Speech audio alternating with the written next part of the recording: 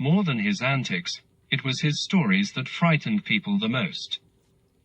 He told fearsome tales about beheadings, floggings, and walking the plank. In the old days, walking the plank meant jumping into the ocean to die. In modern times, walking the plank involved being jettisoned out of the airlock into space.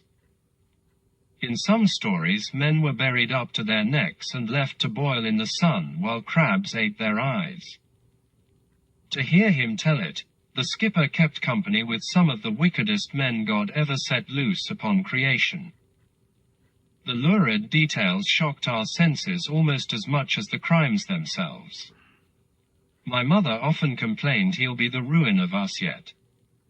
When she did, my father reminded her that the skipper is a paying lodger.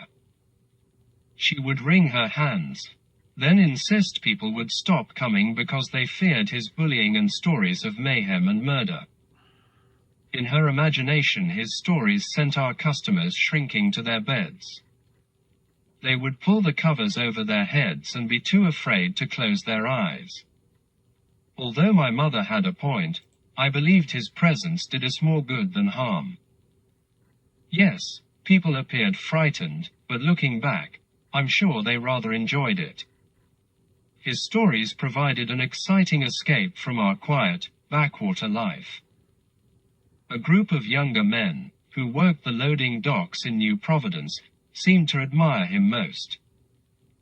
They called the skipper True Space Dog and a real old salt. The men boasted he's the sort of bloke that made the new Terran system and Columbo a terror among the Outer Rim.